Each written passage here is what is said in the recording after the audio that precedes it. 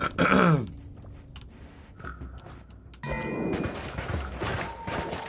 gonna get a hold of Giselle and see if she'll accompany me to the game as my date. Sit at the 50-yard line right behind the Bucks bench. Oh, hey Tom. Do you work here? Crazy. I didn't know that. Be like, Amber, you have nothing to fear. Also, I have to come up with $7 million for the booking fee for Giselle.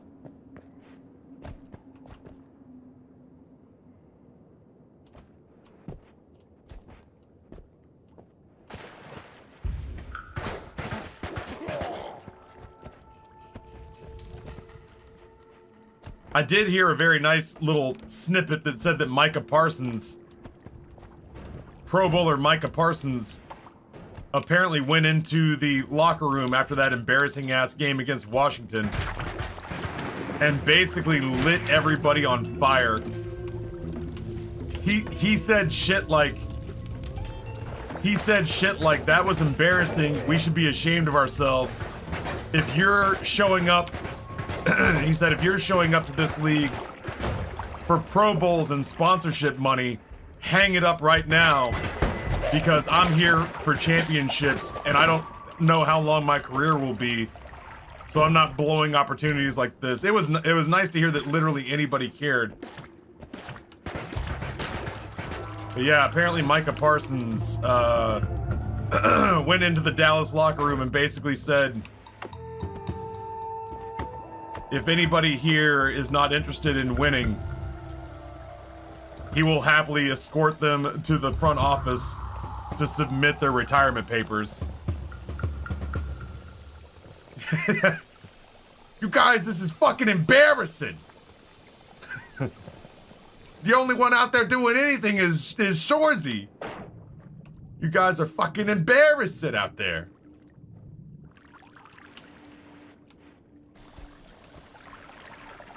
Honestly, Legolas, like, that was kind of the mood where he was just like, yo, are we not about winning at this place? Because if we're not about winning at this place, I will take my happy ass to Kansas City and get a couple of rings.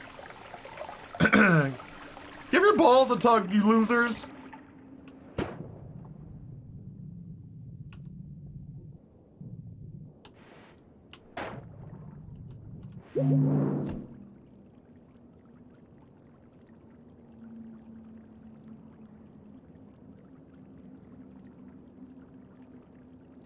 Anyway, yeah, it was just nice to hear that anybody gave a shit, because it sure didn't look like it. It sure didn't look like it from where I spent $500 to sit. I'll take us to hell together, Ghoul. You think I won't? Fucking try me. I will blow that box up with both of us standing on it. I'm not scared of you. I'm a Cowboys fan. You think I'm scared of death? The sweet release of death? The only way I escape this team and my fandom? Put this grenade between our mouths. Give me a big old kiss, boy. I will pull the pin. Aliette, you want to hear some shit, Aliette? Tom Brady is not only still playing, he won a Super Bowl a couple of years ago and is 3 years older than I am.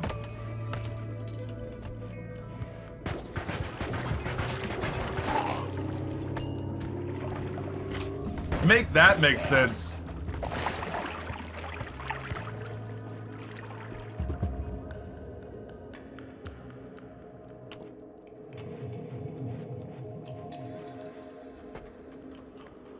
So what? Just prom. You want to know some real stuff? Yeah, yeah. Chuckles. You want to hear some real shit? I hear that, and all I keep thinking to myself is, so you're saying it's not too late and the Cowboys could still call. All right. Listen, if I know anything, it's that I will throw pick 6 interceptions for way less than Dak's getting paid. I'll throw the ball to the other team for hundreds of thousands of dollars, let alone millions.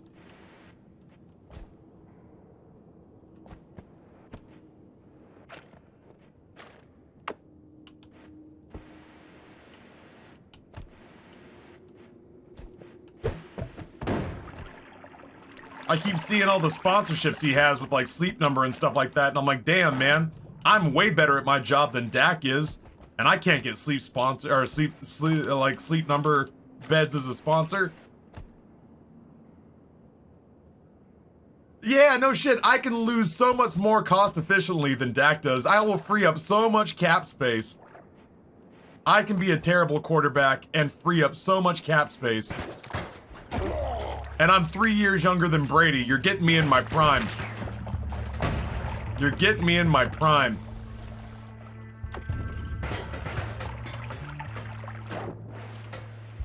Ow.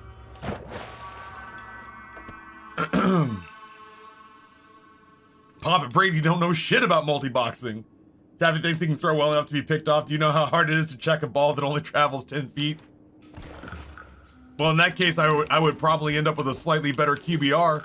At some point, my running backs are gonna turn around and be shocked to get hit in the chest with a pass that I was technically trying to throw out of bounds, and I lack the arm strength to get it there. But that just means I'm gonna have accidental touchdowns. Try to throw it out of bounds, hit Ezekiel Elliott in the sternum.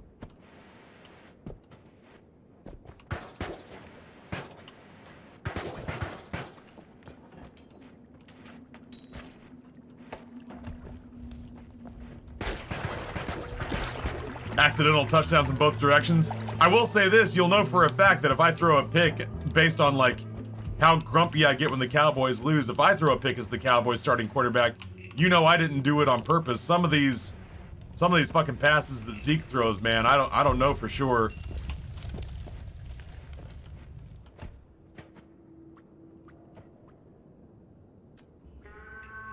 Afternoon, Taffy, are you going to East? And if so, do you want to do some panels working on submissions for Noah before Friday? Yeah, I think the general consensus is that I'm going to East. I really would like it if there was any way to find somebody somewhere. It does look like a dick. Anybody somewhere who might be willing to set me up with some kind of work. I would love to go there and maybe have like a flight or a hotel room or something covered. Or at least do something for the price of a flight or a hotel room.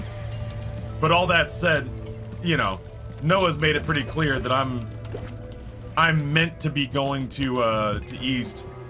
He wants me, and I quote, to keep going to cons to remind people that I'm not dead.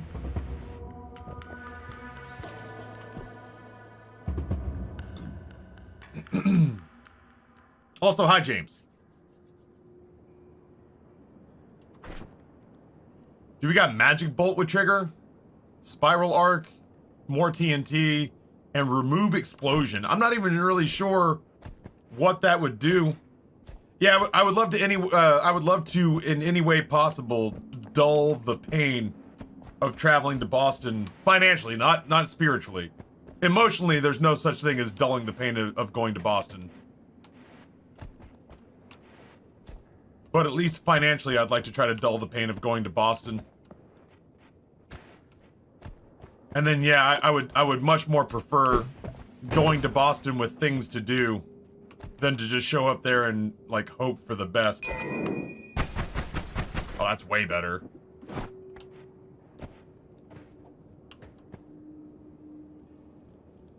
Hear me out, wouldn't winning a Super Bowl give you a lot of discoverability and visibility too? The irony.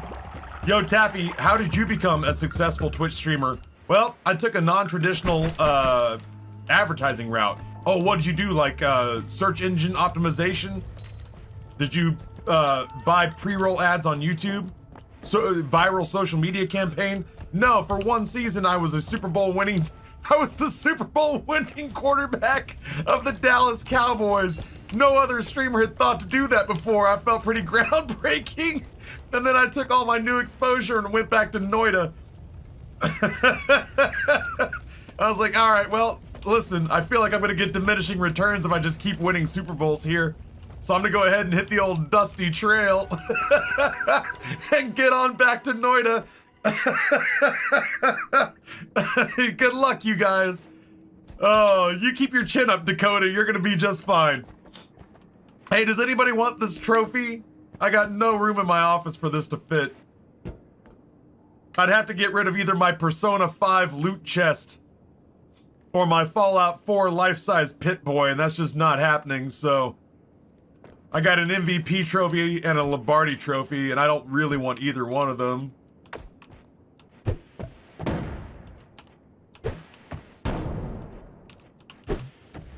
There we go.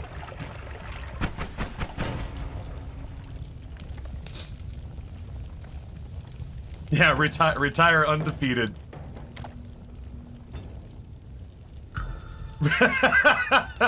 Winning the Super Bowl trophy. Oh, Jesus! Winning the Super Bowl trophy, and instead of saying I'm going to Disney World, literally looking to the camera and just going like, I never gotta play The Binding of Isaac again! Woo! Dousing myself with champagne.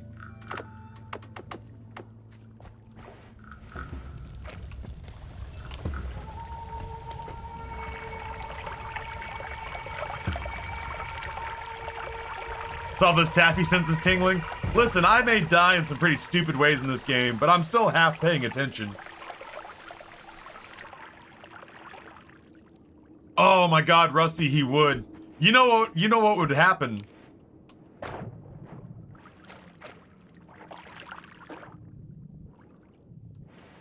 What would happen is that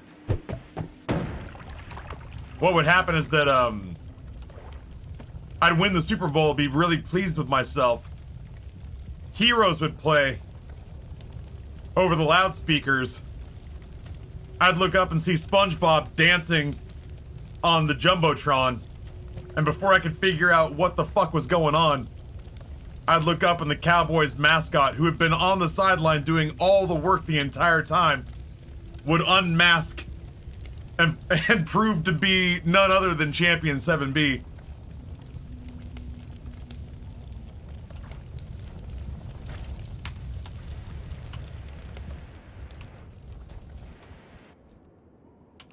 Yeah, yeet.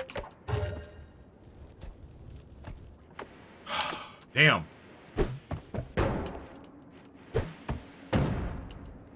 Bank shot. Luca magic.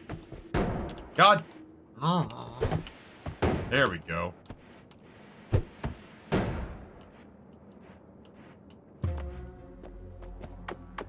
I asked for very little, game.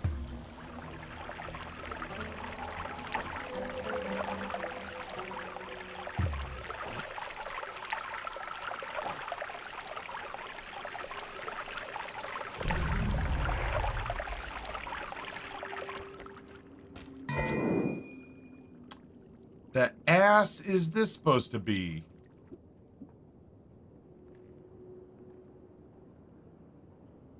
Aren't you supposed to give me a good wand for that? Damn. Out here working my ass off. Moving irrigation pipe around to get the oil where it's supposed to be. Yeah, that's some shitty RNG. What a garbage wand that was. Ugh. Ugh. No, thank you.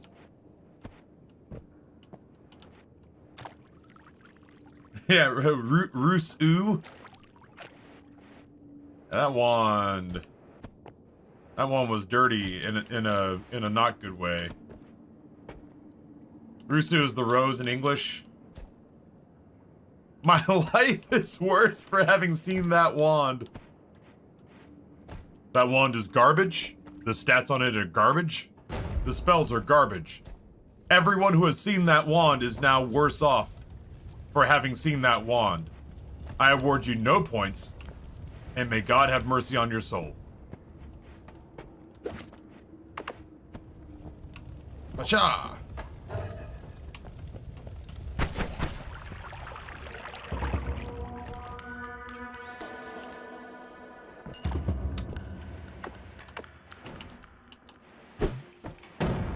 Are you fucking with me? I will eat you. There we go. Little poof wand. Whatever. I want down there, but I don't know if I'm going to be able to get it.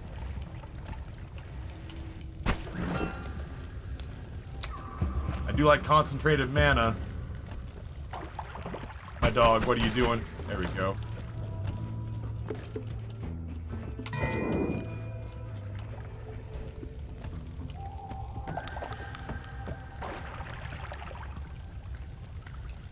Sir Bougie, what's going on? Ooh. Yeah, eat.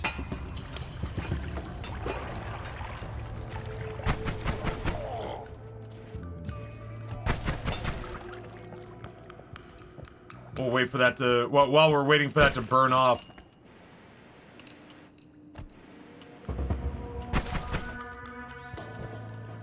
Wasted.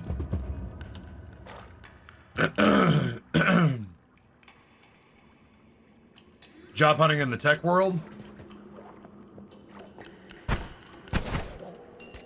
I haven't had to job hunt in like 13 years.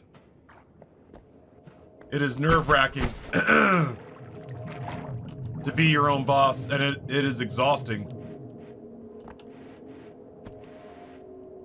But if I ever have to return to the workforce, and some guy I don't like tells me I need to work harder because he wants a below-ground pool or a Lambo, I'm gonna get real comrade real fast, you know what I mean?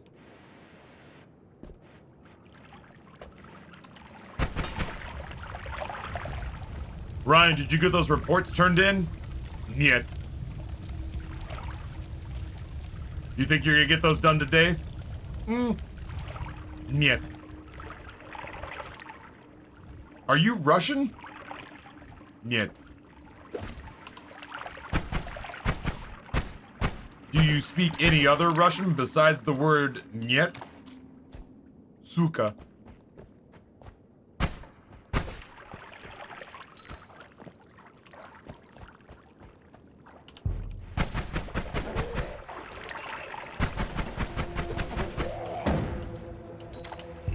Fucking seize the means of production. I don't know what it is I'm doing in this pretend job, but oh, come get me. Oh, come get me. You won't. Oh, yeah, come get me. Yeah, jump down here. It's safe for you. Oh, you big dumb idiot. Water's like poison to you. So stupid.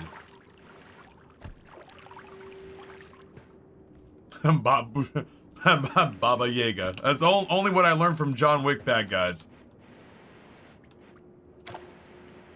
The only Russian I speak comes from guys right before John Wick kills them.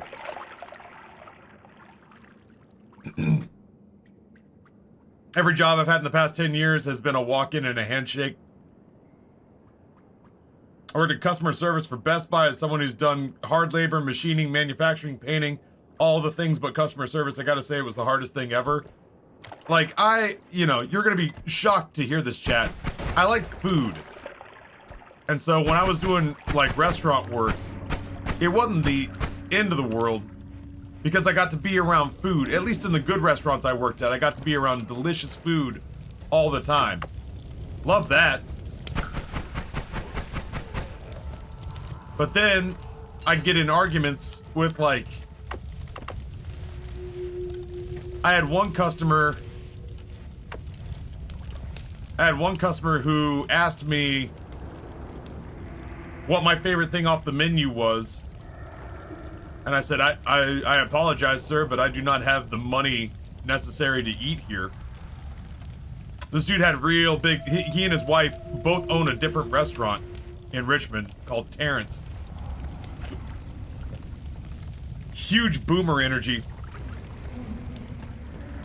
He says, what's your favorite thing here? And I was like, well, I've been told that XYZ is good and XYZ is good and blah, blah, blah is good. And he goes, no, Ryan, what's your favorite thing to eat here? And I said, oh, sir, not to be too flippant, but if you think I have enough money to eat at this restaurant, you are sorely mistaken. And he got on this big high horse about, like, basically saying, like, how could I expect to be good at my job if I wasn't willing to allocate some funds out of my personal budget to try the food that I was serving. And I was like, I was like, I am the lone breadwinner for a family, at the time it was a family of 3. I was like, I am the lone breadwinner for a family of 3. I make $2.35 an hour. In what world do you think I have the extra money necessary to have a $100 dinner once every couple of weeks just so I could do a better job earning the Rip family money?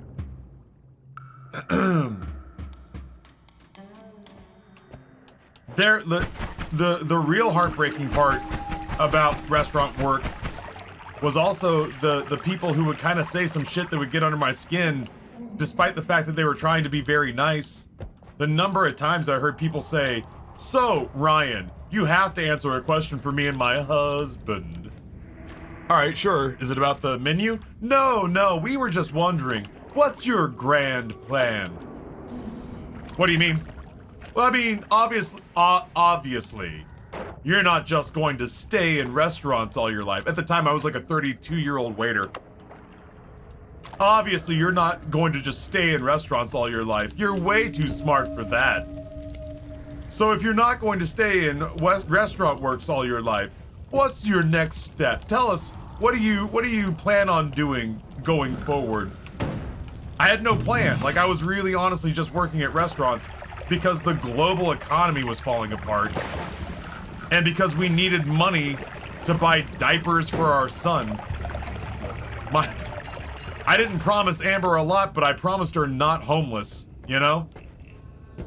And that was the plan. That was everything I had. And I absolutely was a little panicky about not having anything else, but like, that wasn't something I wanted to talk about at $2.35 an hour to a table that was only gonna tip me 15%.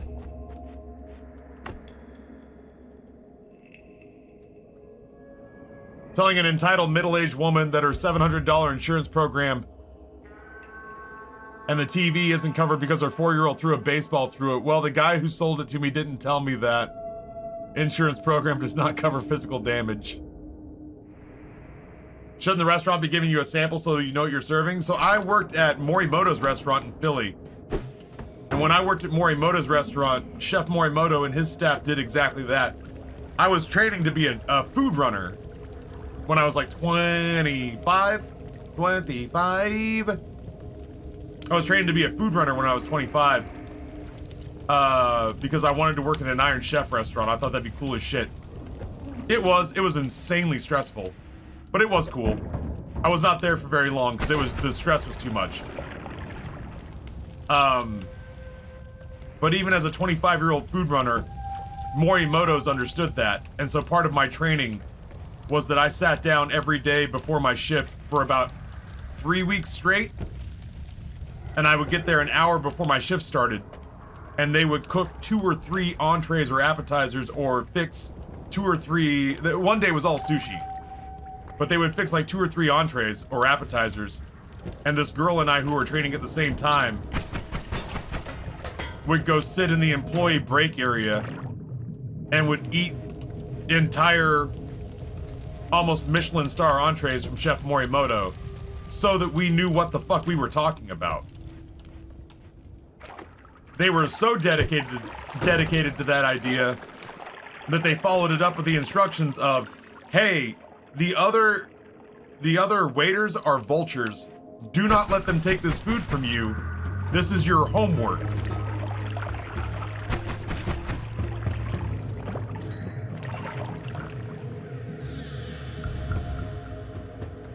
So yes, in Chef Morimoto's restaurant, we ate everything so I could make an informed decision. At Can, when they rolled out new dishes, they would demo it the first night it existed, and then if you weren't there the first night they rolled it out, you had to get tasting notes from someone else or buy it for yourself. Goddamn, Walter and Morimoto, they were both in Philadelphia. Those restaurants are like 3 blocks apart. I worked at Morimoto's to begin with, but the stress was just way too much. It was more than I could handle. I was 25 years old and thought of myself as a badass. But 2.5 months into that job, at one point I was so stressed out that like the guy who trained me goes, "Dude, do you need a minute?" And I was like, "I might," because I was like near tears. And he's like, "Why don't you step into the back alleyway and grab yourself a cigarette?" and I'll man the fort, and you come back in when you feel ready, okay? He's like, we're not too busy right now. You go take a moment and like pull your shit together, and I'll man the fort. And I was like, yeah, I think I might need to do that. And he, you know, nice guy that he was, you know, watched out for everything while I went and kind of pulled myself together. Walter's place was just like the only place that was hiring. City Tavern was just hiring.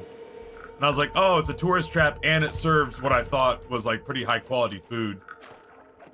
I was like, there's always going to be business here and I need money. So I got hired at Walter's place. Not knowing anything about who he was. I didn't get to know him until after I'd gotten there.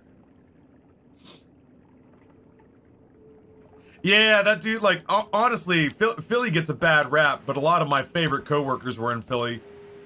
Like, they were tough as nails. What was nice about them was that they were tough as nails, which meant that I almost never had to cover for any of them, unless they were, like, drunk on the job. That happened a lot. But, like, generally speaking, like, nobody was flaky. Work ethic was good. When it came to Philly, you know, you covered for people because they were drunk on the job. You covered for people because they just fucking didn't want to be at work, and you could relate to that.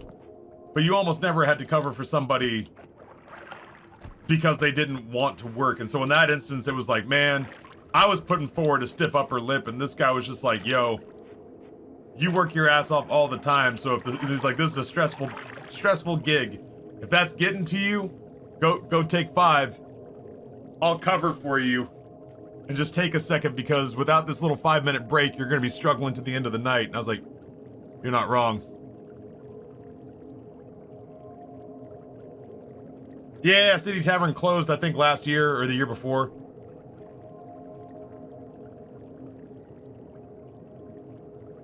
Look at this. Spectacular. Walter. Chef Walter Stab. Yeah, Frimry, that was like, so I heard somebody say the other day, people on the East Coast are not nice, but they are kind. And people on the West Coast are not kind, but they're nice. And I think that's a pretty good way to sum it up. It's like if you break down in California, people are gonna drive by, maybe take footage for TikTok, and say, "Oh my God, those poor people. Where do you want to go today for sushi?" It could be snowing sideways in New York, and if you're struggling with a flat, someone's gonna pull over and go, "Hey, you trying to get yourself killed? The fuck are you doing? You trying to fix that tire or jerk it off? Yo, step aside, step aside. Let me show you how it's done. Let me show you how it's done. We gotta get you back on the road. You're clogging things up out here. Come on, move, move, move."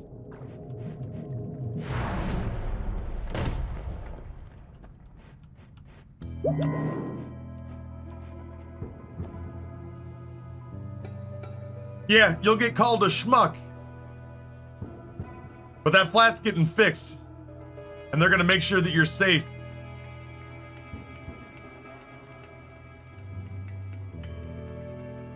They'll call you a schmuck, but you're getting back on the road.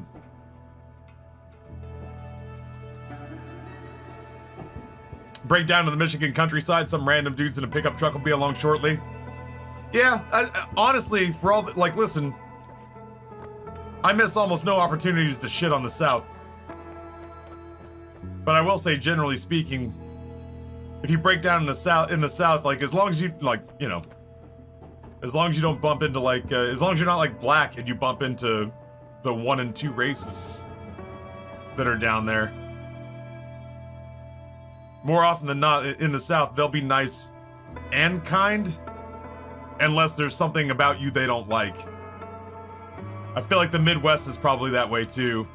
Like, the Midwest is more that East Coast feel of, like, yo, you gotta get that thing off the fucking road, dude. If, like, Texans, for example, if Texans want to help you, they'll give you the shirt off their back and they'll tell you that it was you did them a favor. If Texans come up and the first thing out of their mouth is bless your heart, you're not only gonna get that tire fixed, you're gonna get fed afterwards.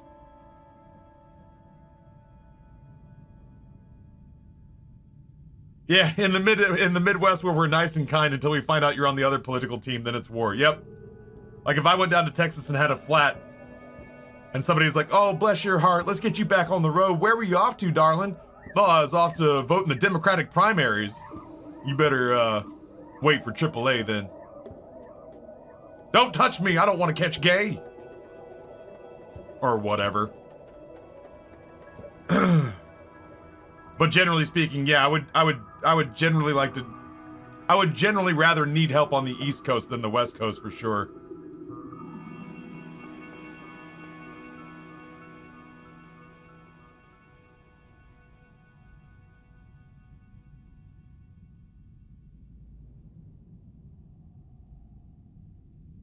So anywho, I don't know how we got started on that. I don't know how we got started on that, but still. Bouncy spells, vampirism, ugh. I'm supposed to like vampirism, but it's so much, like, it's so much work. Maybe vampirism sawblade. I do like the idea of not using our first roll right now. Vampirism is lame. I agree. I agree. But like, ugh, I don't know. I don't know what else to do.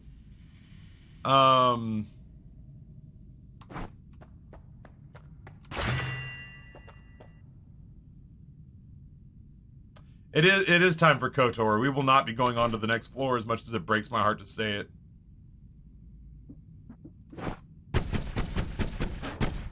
Damn. I gotta pee again.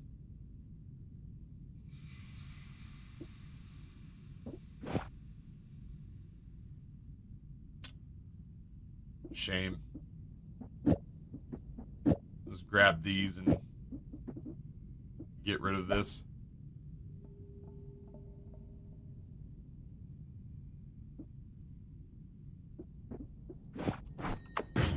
Ah!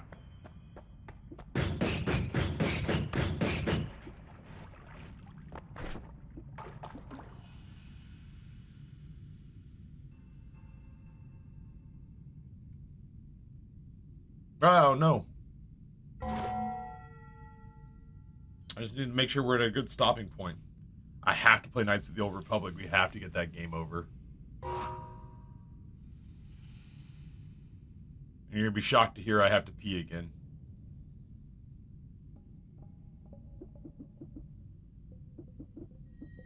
I don't know.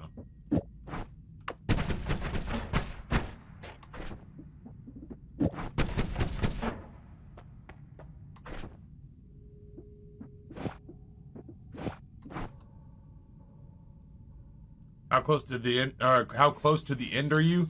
I don't want to sound like an asshole, but not close enough. It just keeps going and going and going. I feel like I'm a little more than halfway through. Oh yeah, a bunch of flasks filled with blood is a good idea. Yeah, well, we have taken vampirism. There is no turning back. This is the really real world. There ain't no turning back. Magic Bolt, Sawblade, Dynamite!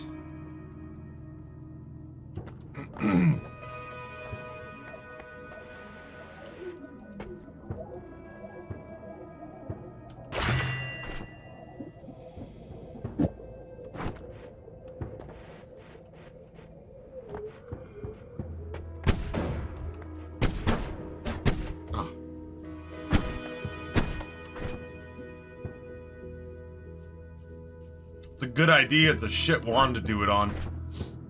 What about you? You're only slightly better.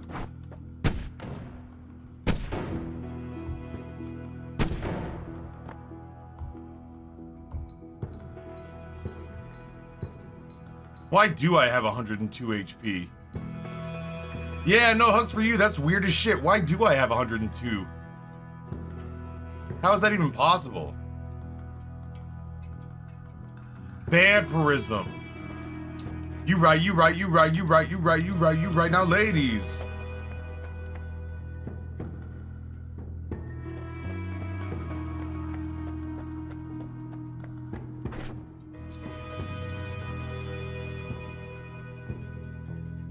I think what I'm gonna do...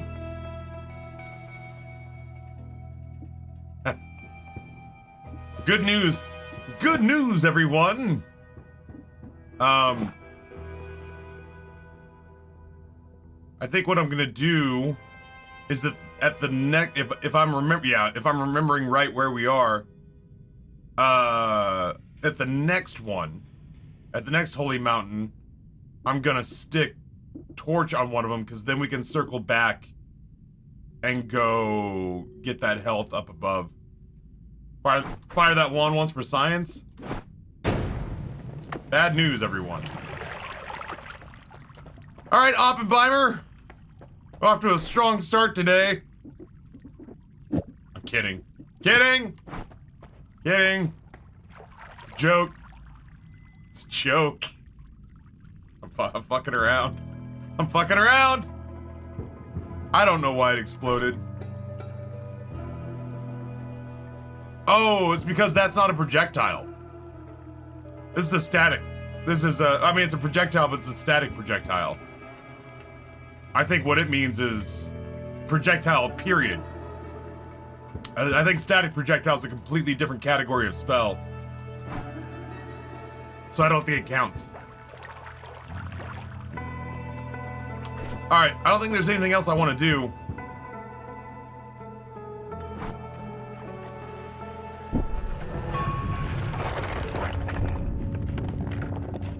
Entering the coal pits. On that note, Taffy, I'd like to formally request an official title of the Minister of Good Questions and Bad Ideas. I can't help but feel like that's almost my job.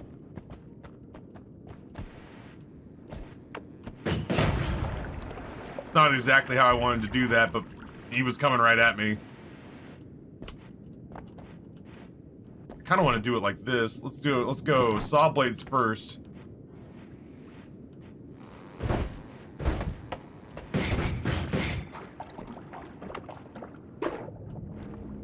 I don't have any real good digging wands.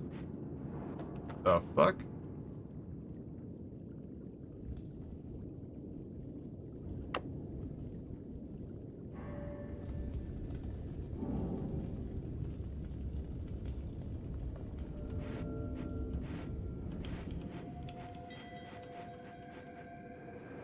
What is going on down there? Ow. Alright, well, I guess we'll go a different route. Starting to wish I had black hole now.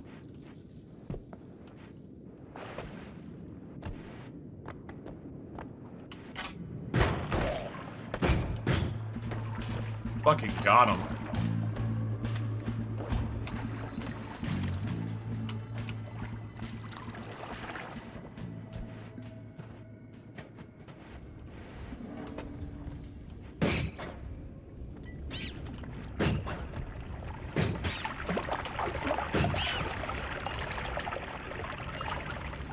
Give me one of those, the fuck?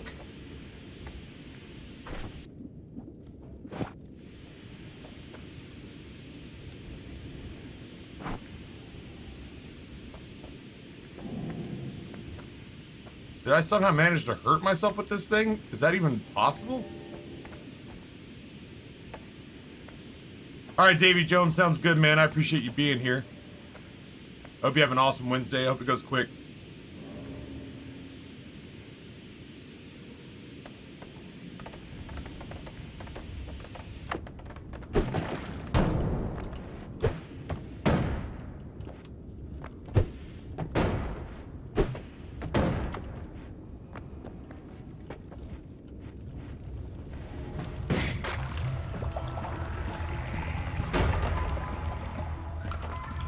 This area is a lot.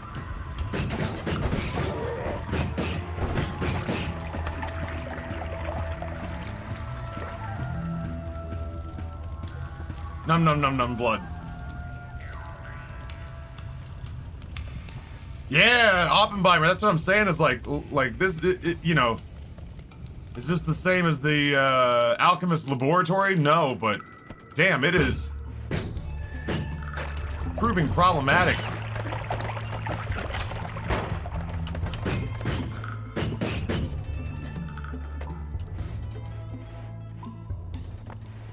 This place has got a real bad attitude.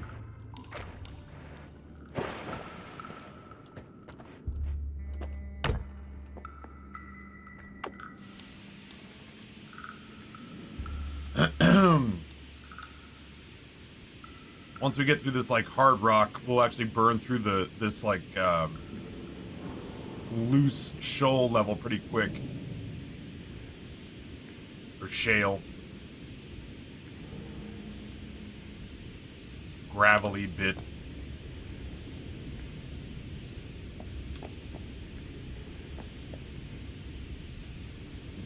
Energy orb, man.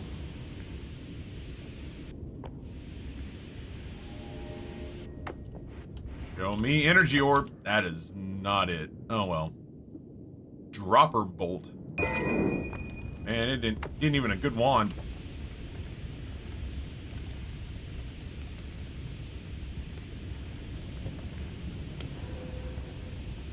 Can't help but feel like this creates fire.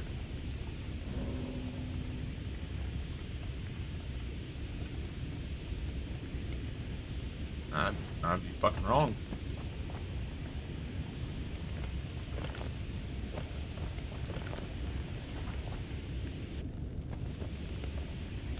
The floor is lava and also other condemnable fluids.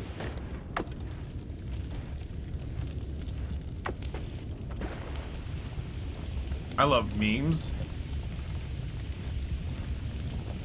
JJ had an idea the other day and I'm trying to decide whether or not I'm sold on it. He had the idea of making LOVE by Prism $69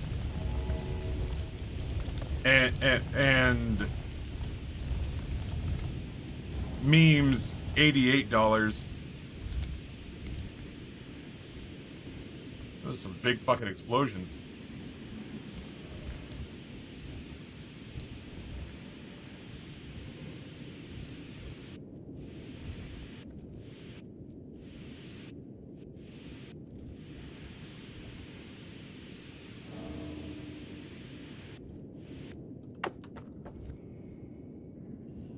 Yeah, Marvel Strike Force is finally wearing thin on me. I've hit the point where you can can't level up without paying for anything. You can level up without paying for anything, but they make the probability so low that everything comes to a crawl. That being said, I've played basically non-stop since the activation. Yep, likewise. I liked that game so much. I also reached a point where it finally wore thin on me, but not before I absolutely believed I got my money's worth. I spent about $40 on that game. No, I spent closer to $60 of my own money on that game. That's energy sphere, not energy orb.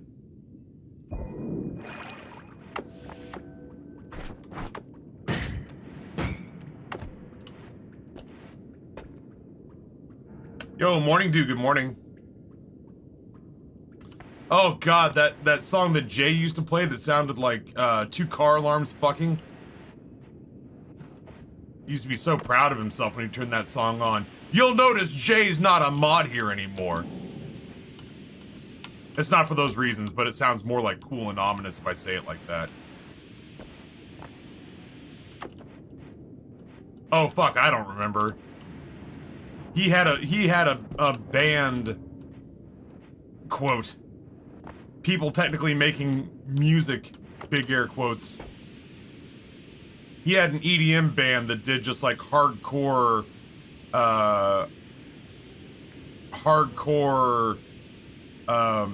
like trap bangers.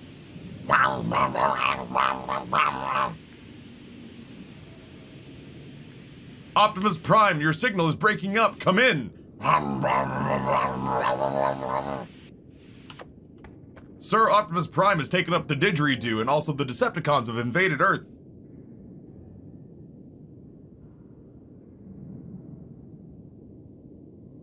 Yeah, it was like dubstep or trap. It was like hardcore dubstep, hardcore trap. It was fucking rough, man. Far be it for me to yuck someone else's yum, but it was fucking grating on the ears. Can you explain this game? I played it, but I haven't a clue what the goal is. I have only discovered one ending, and I've been led to believe that there are multiple endings. I will follow that up with, I talked to somebody who has played a lot more of this game than I have in McQueeb. And I said, McQueeb, what's the lore and story of this game? And this dude who has thousands of hours, I would assume thousands of hours in this game, responded with, don't do that to yourself. Just enjoy playing the game. And I was like, oh, gotcha. So ultimately, the majority of what I know about this game is, Purple Wizard makes shooty wands. Shooty wands make monsters go bye-bye. And then eventually, one monster goes, surprise, and you start over again. That seems to be the general gist of Noita. Ah, it's fire! I thought that was gold. That's lava. That's molten gold.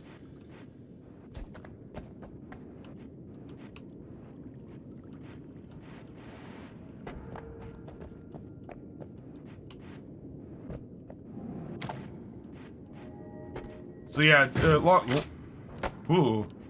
long story short, that feels like more or less what you're looking at.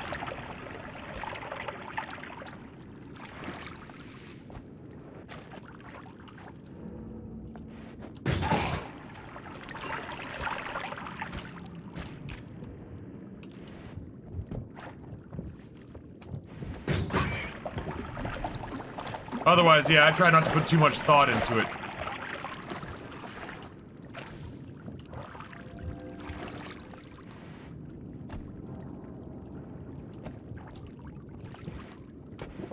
I'm trying to make vampirism work. Lisa, good morning. Yeah, technically I'm not wrong. That was gold that I found. It's just spicy gold. Speaking of spicy. Hello. Hello, sexy girl. I just put lipstick on my forehead. Hi, honey. Hi, how are you today? I'm playing video games while strangers watch me on the internet. Oh, all right. It's a pretty good time. Pretty good, pretty good.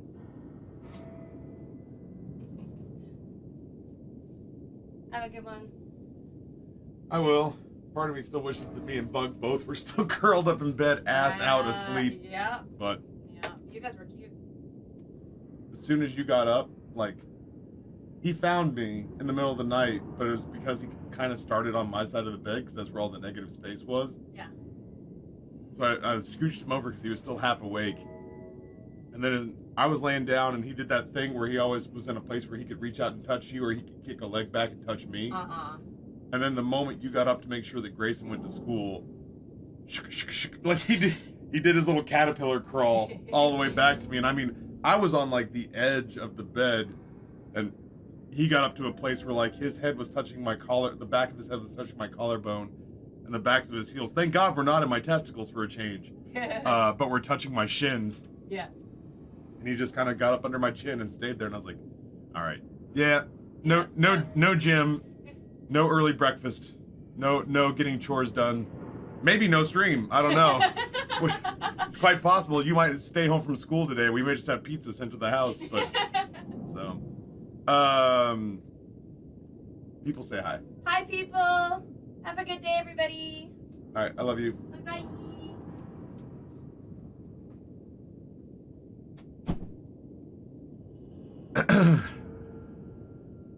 Yeah, Sycon, those are the I can sit here all day hugs. I hate this portion of the morning routine. It reminds me that I need to figure out how to get my wife fired from her job so she has to stay home with me. Shit, I said the quiet part out loud again, didn't I? I've actively reached the point where I'm 100% conspiring to get Amber fired from her job so I can have her back. I agreed to give her up for $22,000 a year. I did not agree to give her up for 15 grand a year. I will just ask you for $15,000. so that I can keep her, if that's gonna be the case, you know?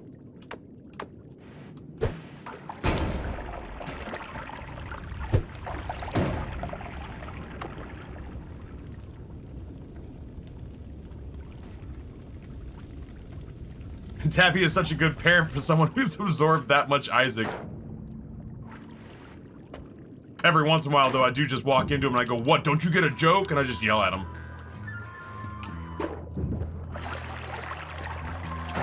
It's my gold.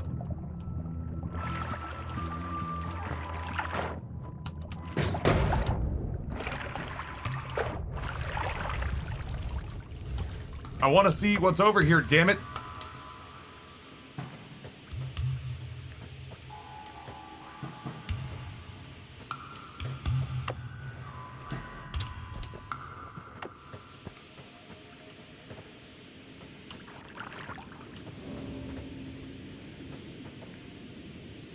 The rock wall should be over here somewhere. I think it's further that direction. How did that shit show with the salary end up? Noah asked to look at it and said he would do everything in his power to help us out, and I believe that. I'm not digging on. Hey, yeah, I'm not even joke digging on him for that. He went and looked at it. I don't doubt. In a million years, I don't think there's a situation where somebody would try to take money from Amber that Noah would not take that shit personally. Like, personally. As though they tried to take it from his wife, you know?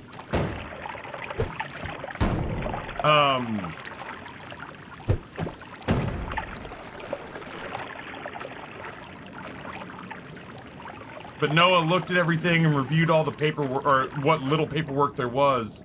And basically said with Virginia being a right-to-work Commonwealth, and her not really having a formal contract in place, that unless Amber can produce a contract, which doesn't seem to exist, that states that she is obliged, what, $25,000 a year at 6 hours a day, or if she can provide paperwork that says that she's obliged to $20 whatever thousand at 8 hours a day, and that they've just been misusing her, like misallocating her resources, or just not asking her to spend enough time at work. Until she can prove that, Virginia holds all the cards. And that if what I wanted to have happen is the moment we found that out, I just wanted her to quit. I was like, just quit and come home. I need you. I was like, you're worth 15, like, honestly, she's worth $15,000 a year to my channel. Having Amber constantly on that side of the door means that I don't hesitate to do giveaways because they happen quickly, which, by the way, I'm still working on the PlayStation thing. I'm just trying to find an equitable way to do it that doesn't, like, leave anybody alienated.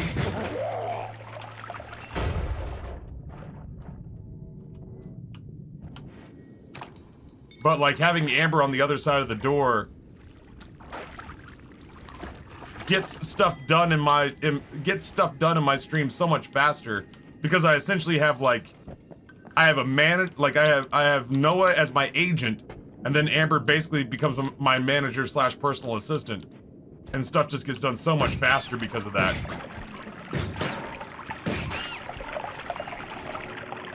So I said, you should just quit and come home and work for, like, quote unquote, work for me. And she was like, well, if I quit now, they say that I have to pay back the money they overpaid me. So I could actually leave there having to hand them a check for several, like, you know, for $1,000. And I was like, oh, cool. So for right now, she's sticking it out for the school year, and then after that, we'll reassess. The fuck? I was looking at chat. Something exploded next to me. How are you drinking blood? Vampirism. You lose 25% maximum health, but can replenish health by drinking blood. Blood does not affect satiation levels. So yeah, anyway. That's how it resolved itself. I said quit. You're worth... Having Amber at the ready is worth 20 grand a year to this channel, I'd say. Certainly more than 15. So I said quit. And she said if I do, we'll have to give them money. So we're kind of over a barrel a little bit.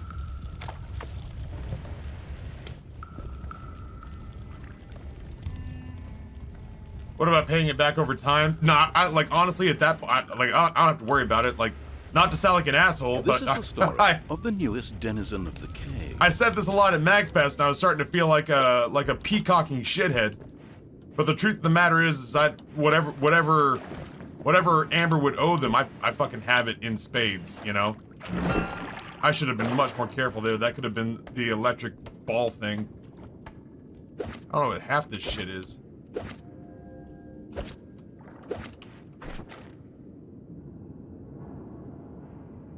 I remember Touch of Oil. Cast copies of every spell in your wand. Good grief. Vio! Tier 135 months. Hello, nerd. Hi, friend. Thank you for the resub. I hope you're doing well. I miss you. I hope you're living your best life.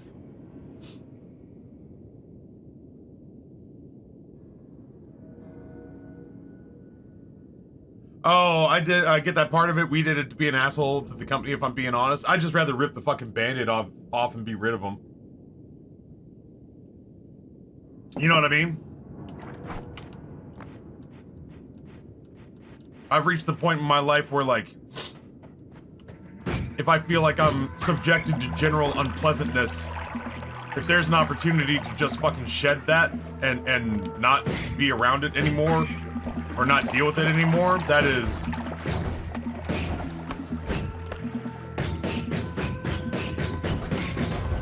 This guy's Jason fucking Bourne. There we go. I'd rather just fucking be done with it than to keep them around, even if I thought it was annoying to them. There's a part of me that's like, well, it's gonna be annoying to me too, so I don't want to deal with it.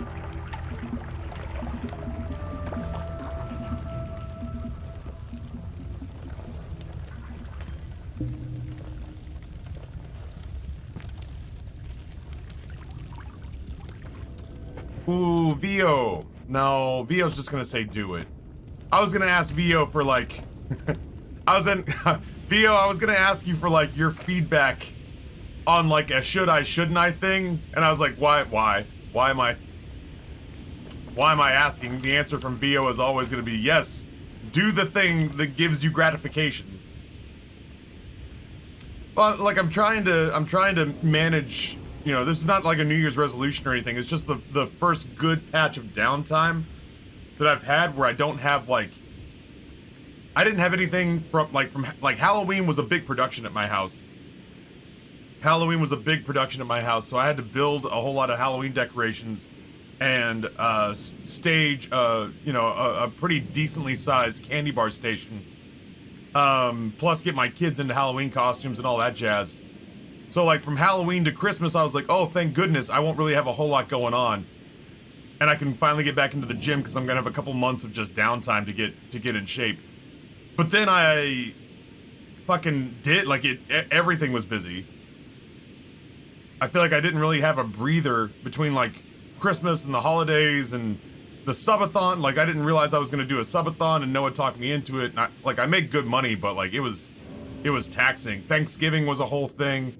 It felt like every other weekend I was at my in-laws, which I like my in-laws. I like visiting my in-laws, but I wasn't in town on the weekends a lot. So now that I'm on the other side of MagFest, I don't have shit all going on in my life except for stream until late March when I go to PAX East. So I'm trying to get back on that fitness grind and having fitness not mean fitness burger in my mouth. That said, I drove past Burger Batch the other day, which is a sort of a bougie burger place that Justin and I really like. And as I was driving home with my groceries yesterday and drove past Burger Batch, their burger of the month is a Korean barbecue burger.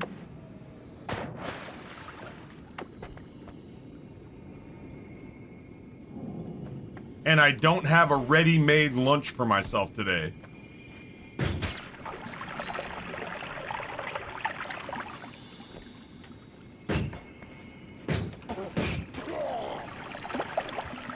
I don't know what a Korean barbecue burger means, but I sure am curious.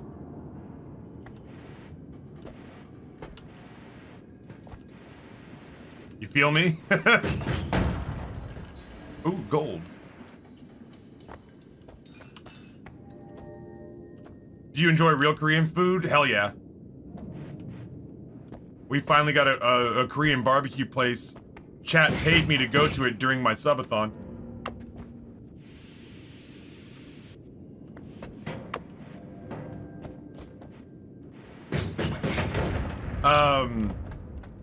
Yeah, I love kimchi. I love bulgogi.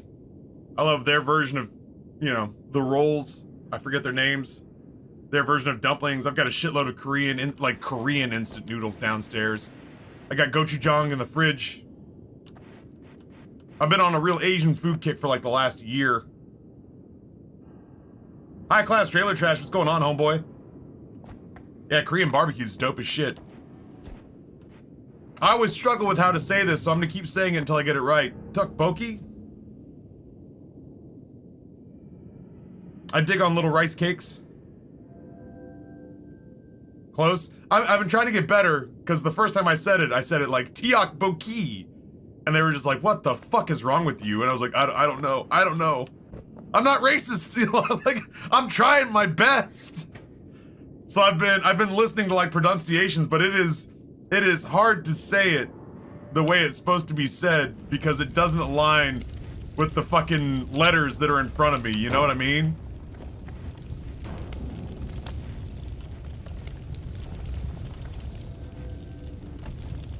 I know. Fucking, we had to get all the way to here to realize that Taffy, when it comes to other cultures, Taffy all about the food, but he fucking hates the people. Did you hear? Like, oh, Taffy loves tacos. Oh, don't ask him how he feels about Mexicans. Taffy loves Korean food. Oh, don't ask him which Korea is his favorite Korea. The answer will surprise you.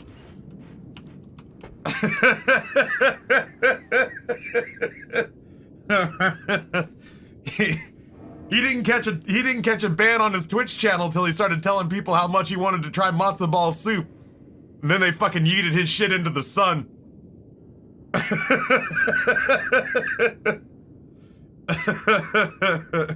Oh, fuck, that's funny. That's funny.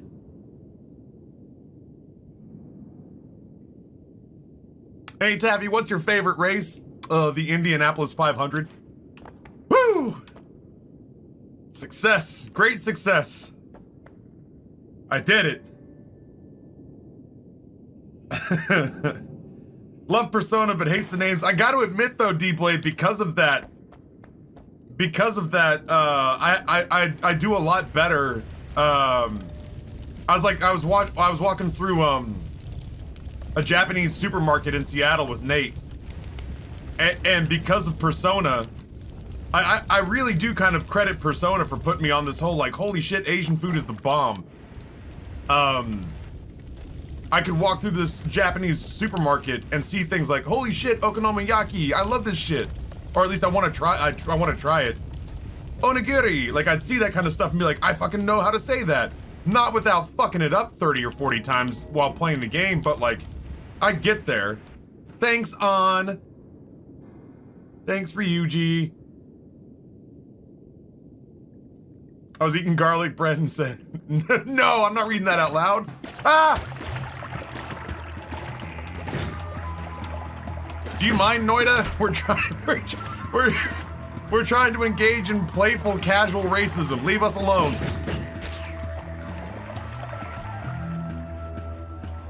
God damn it, game. I'm trying to sabotage my streaming career. Yeah, I was gonna say, we're both Italian, but at the same time, I'm just like, man, somebody's gonna show up and they're gonna be like, bitch, I actually live in Sicily and you live in Virginia. I find that offensive, and I'll be like, well, I guess that's all she wrote.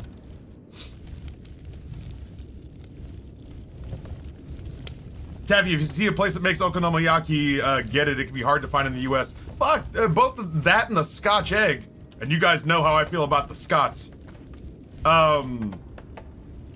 Sorry, that's the last one. That's the last one. It was just too good to pass up. Yeah, that and like Scotch eggs are the two things that I've been desperate to try. And it is hard to find okonomiyaki. And there's only one place I know of in Richmond that does a Scotch egg. But it's all the way over by Noah. And like Noah and I live in the same city, but we don't like live near each other, you know? And, like, grand scheme of things, we live way closer to each other if we live, like, now, like, we live close to each other if you compare it to, like, driving in Los Angeles, you know? We live close to each other if you compare it to living in just about any real city. But it's still, like, you know, his side of town is, like, 30 minutes each way. And it's not like 30 minutes in traffic, it's like 30 minutes hauling ass.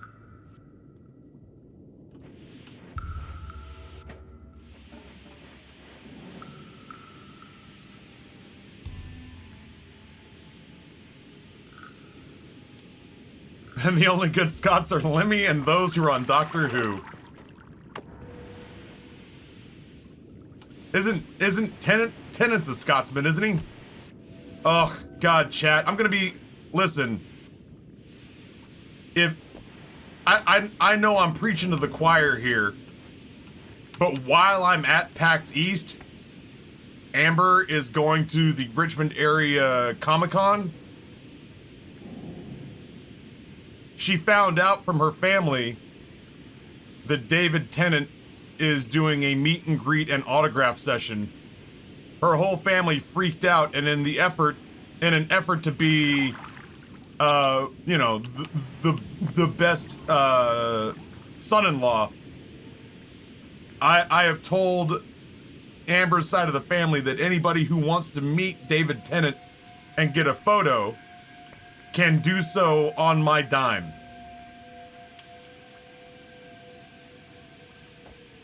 What I didn't realize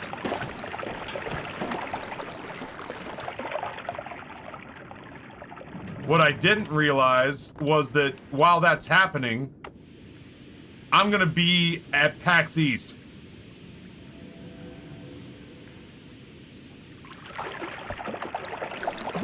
So Amber's gonna go see David Tennant without me.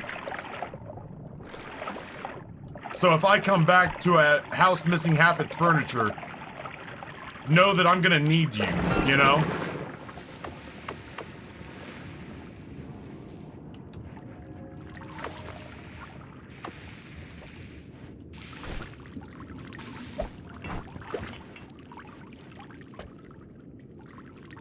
Yeah, like, I'm not even saying, like, pick sides. We know what the correct choice is. The correct choice is David Tennant. It's 100 times out of 100 David Tennant. I'm just saying I'm gonna need emotional support. And also, if she ever comes back to get the rest of her things, I'll smell her hair and be like, guys, I know what David Tennant's musk smells like.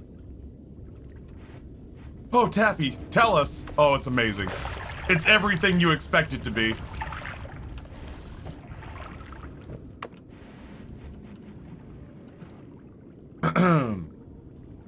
So anyway, I was a little bit bummed out because I also would like to meet David Tennant. But, I also would like to meet David Tennant, but I'm guessing that that's not in the cards for me. Because work. I gotta go make that money so that my in-laws can meet David Tennant. Ow, I caught one. Nope. Nope. Shauna! Is this a bad time to say we want to live with mom? Ow! Fuck him. I need a better wand for this. I can't do this. What are you? Ooh, bitch!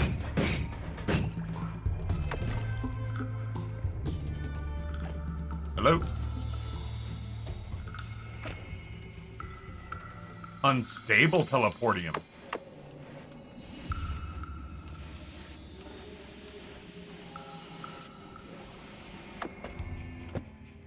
What the fuck is this supposed to be? Always cast rock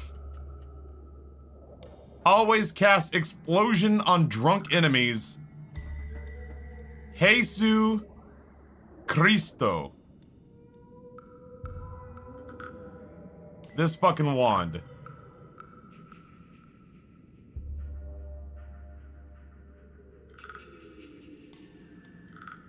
Is that the name of it just says wand?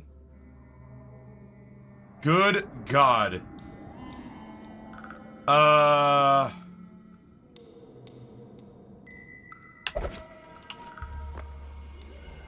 I genuinely kind of just want to leave with that.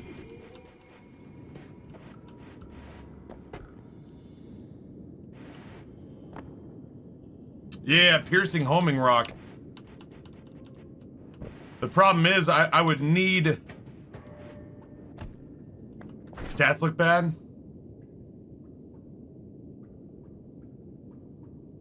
No. Stats look great. The only problem is that it's a shuffle wand. Foo, what's going on, dude?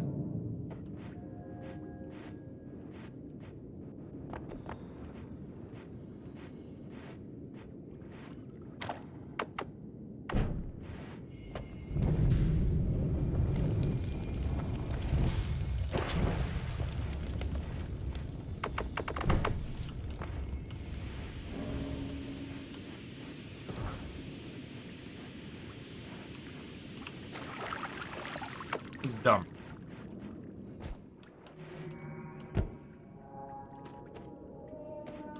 Man, ambrosia.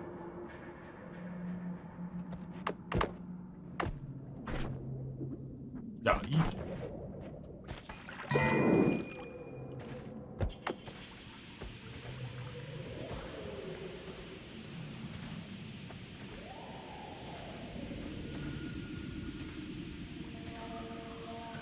What does ambrosia do? It gives you armor, basically.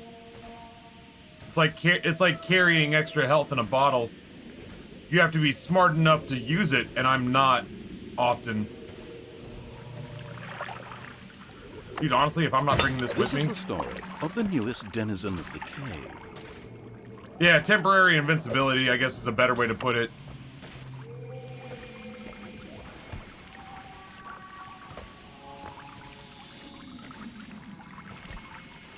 You gotta be smart enough to use it, but...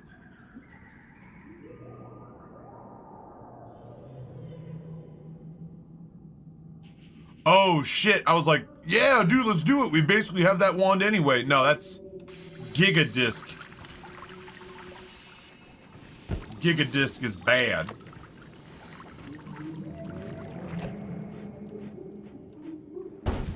I'll move. It's fine.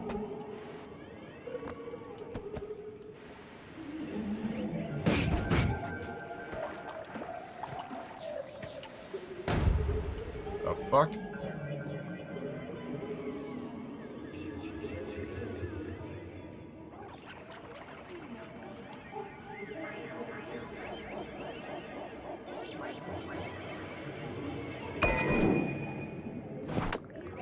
Good grief.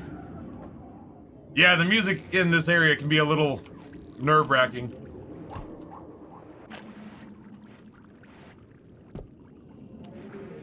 Gotta find a safe way down. Varel, tier 3, 47 months, closing in on that new sub badge. Varel, thank you so much. Man, I'm hungry.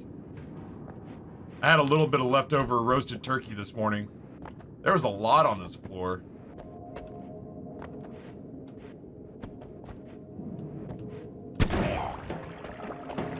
I forgot I switched wands, if I'm being honest.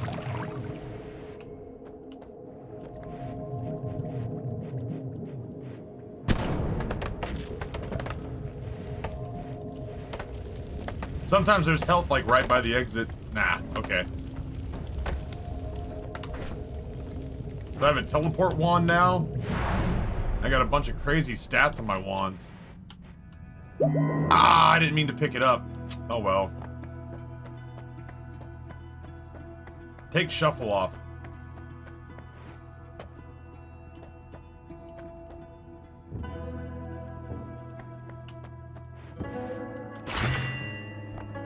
Shit. Shit!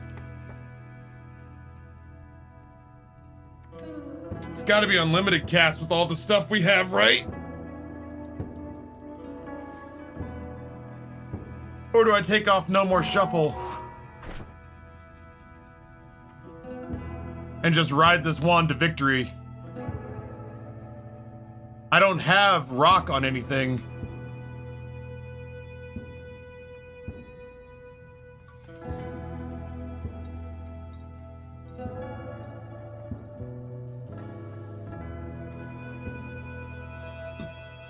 Normally I go unlimited.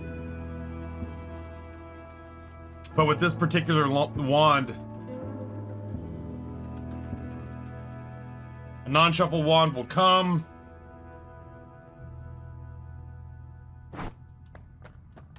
Oh shit, we could do...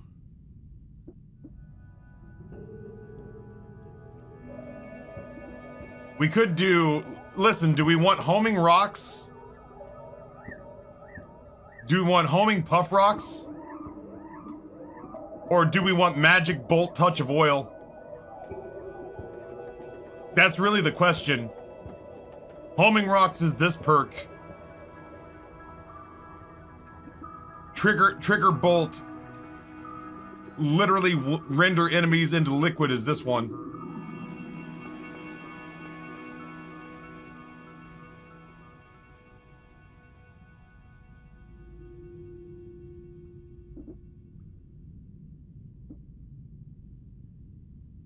Touch of anything always backfires for me. It only backfired for me when I put it on a shuffle wand.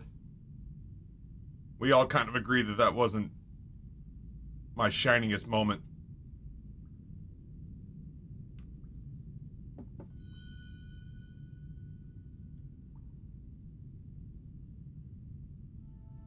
Oh, this is rough. All right, what else do we have? We have Omega, which we don't have a wand that can do Omega.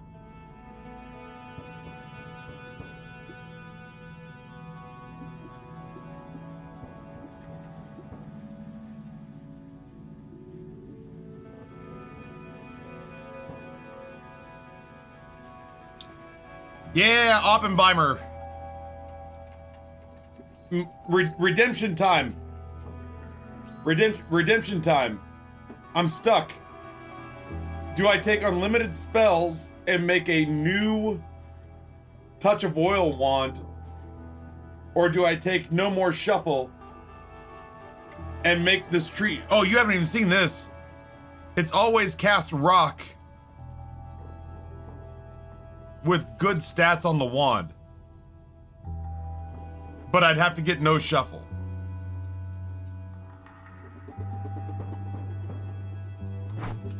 I'm doing it. I'm doing it. I've got it. I'm doing it.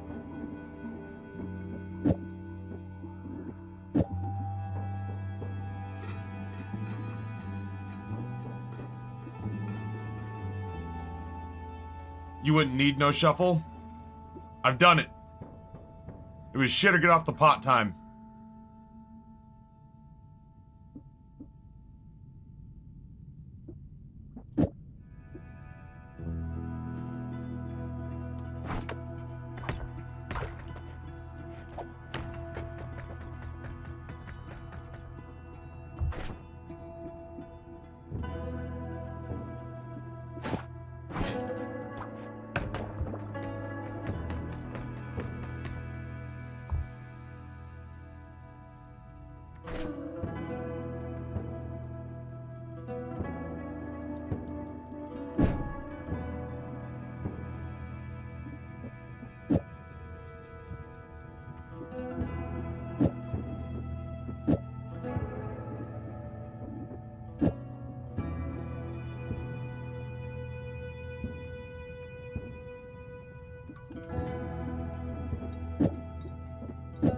Is there anything I want to take off of this thing?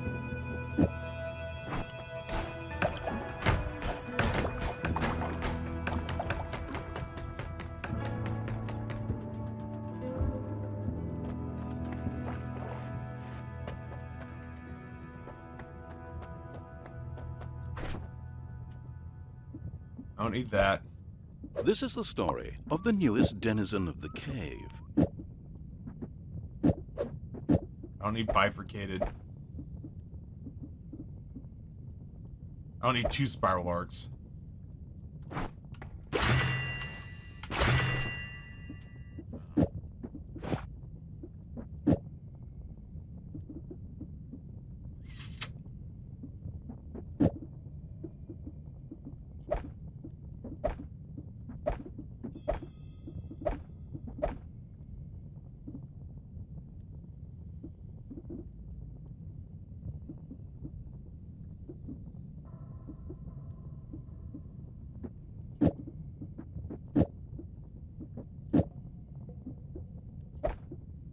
Doesn't have enough fucking juice.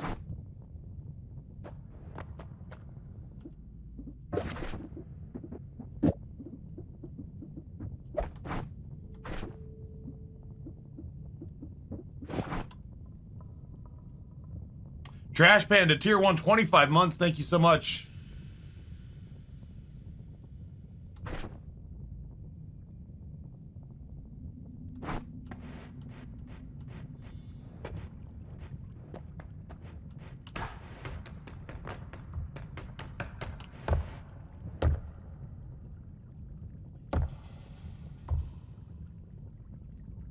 Yeah, this early game's been fruitful as shit.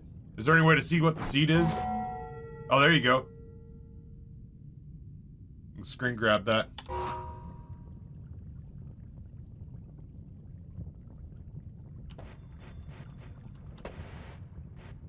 Alright.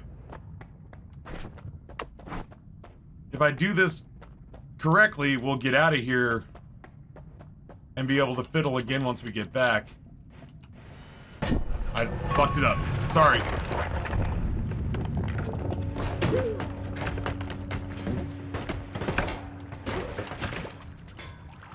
I tried not to fuck it up. I guess I'll get better with that over time.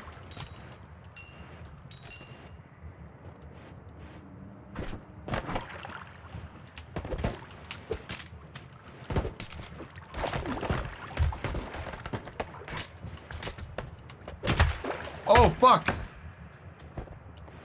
That's right, I've got piercing on this. Oh, you big dumb. That's fine. I don't have a digging wand right now.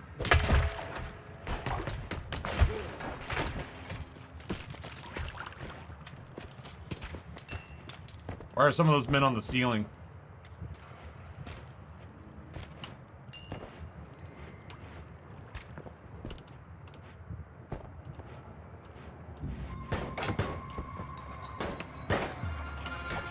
I'm firing from behind cover.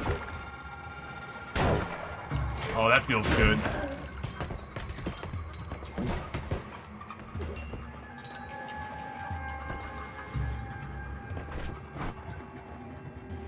I thought you took piercing off. I did, and then I didn't. You know? It's very complicated, very technical, a lot of ins and outs, a lot of interested parties, you know? Like I did, then I didn't. Yo, that's kind of a digging wand. Neat.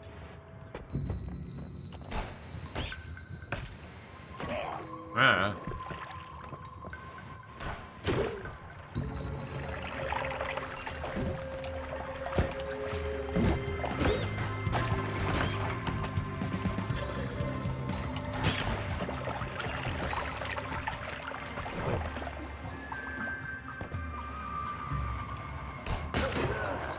Oh, yeah, crushed the shit out of him. Fuck that guy like a million times. Oh, that's nice. That's a spicy meatball right there. I didn't even see what the stats were on this wand. Gross. I hate it.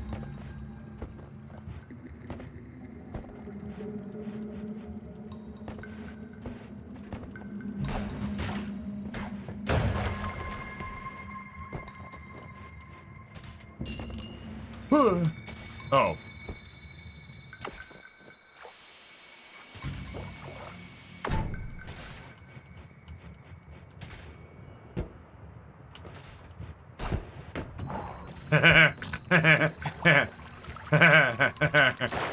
I think I knocked his shoe off.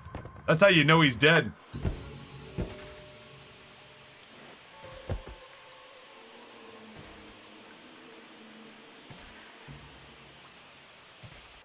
real? What about now, asshole game?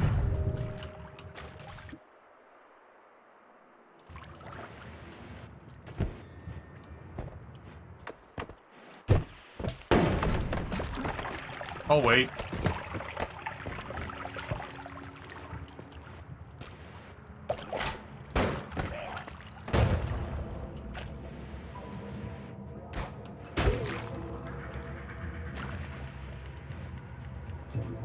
A long way down.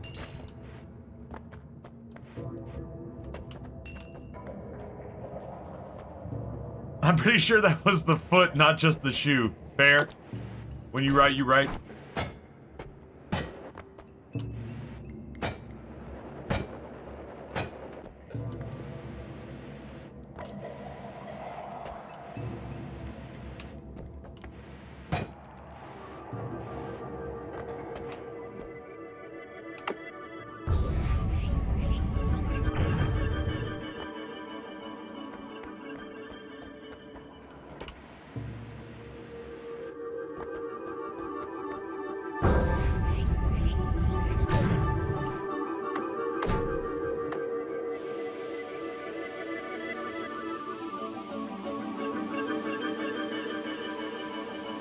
This is gonna be a minute. Smoke them if you got them.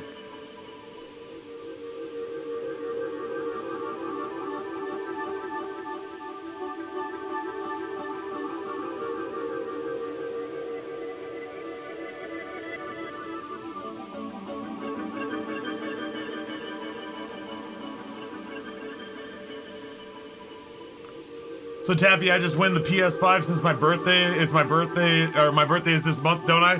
I think I've just decided to keep it. Like, I have your money, and why wouldn't I just also have the PlayStation? You know what I mean? Like, I'm fucking around. I don't think that's working. Sad. Maybe I'll find a wand somewhere that'll let me plasma burn my way into that. I've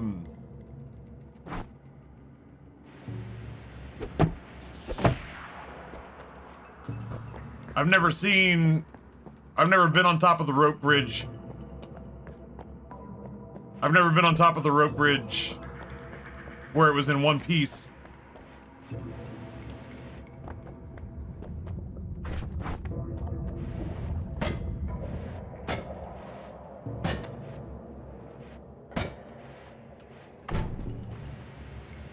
So anyway, yeah, I don't know. I'm working on it. You know, I'm just trying to find a way that will make the least number of people mad. There's no making people happy with a PS5 giveaway. There's really just making the fewest number of people mad that you can possibly pull off. Inevitably, there'll be one happy person.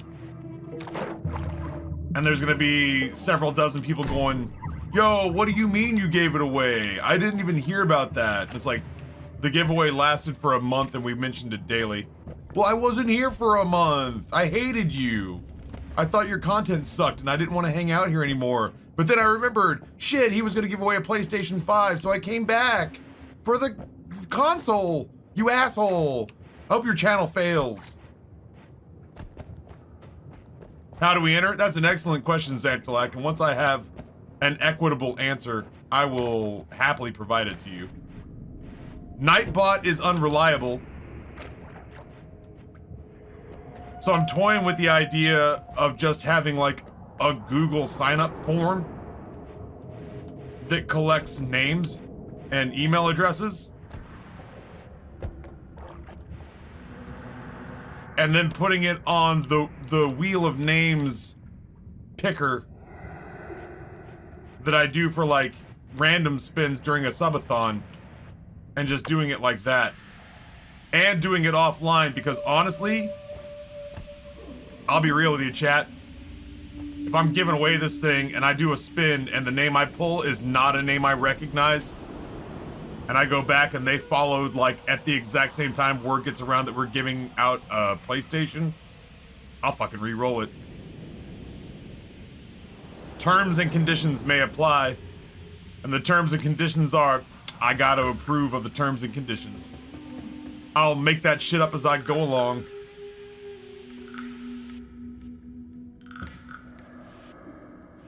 I need to recognize the... if I'm gonna give away a $500 console, I need to recognize the name.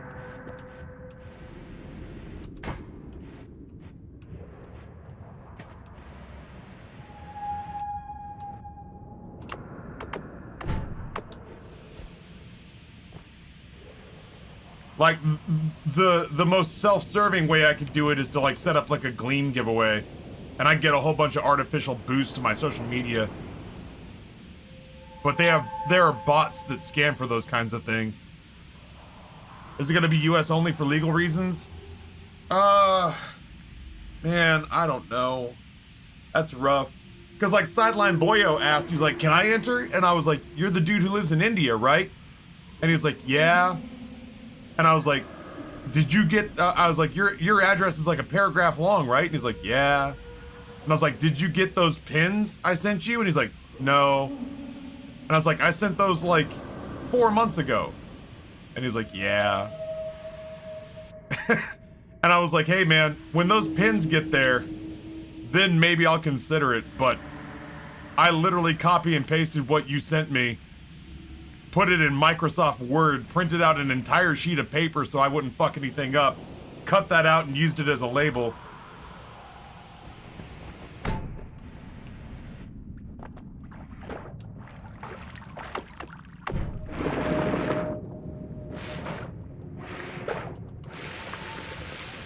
And it never made it to you, my dude.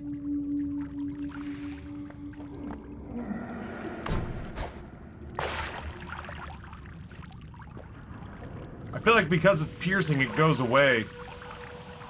And that bums me out. Yeah, I'll probably check with Noah and ask him what he thinks.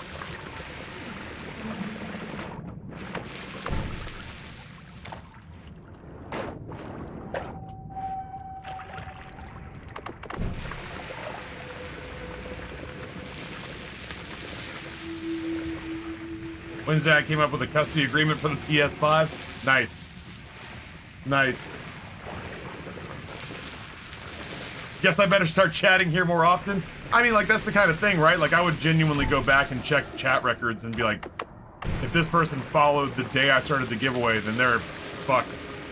There's no way I'd give that to them. You and I would at least look back and go, oh, he and I, or they, I don't know your gender. But I'd be like, they have a shared chat history with me. Like, we've had a back and forth. This is gonna take too long. At least if I do this, I'll do this, and then I won't have to worry about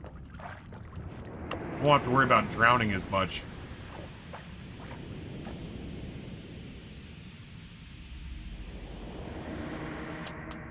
I don't think the consoles are region locked anymore, but I'm not sure.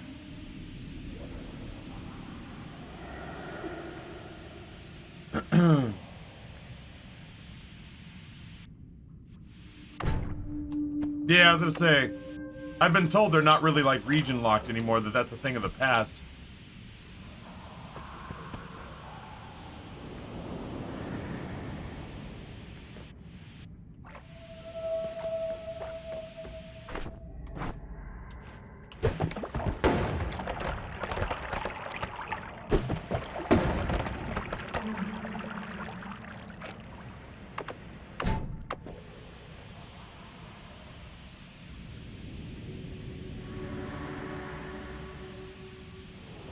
Is that working?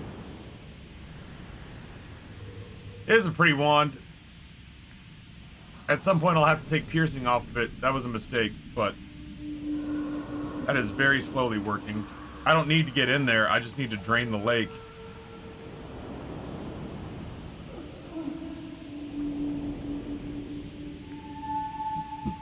Excuse me. I could do North America. And that way, I don't know if I have any Mexican viewers. But I do have American and Canadian viewers.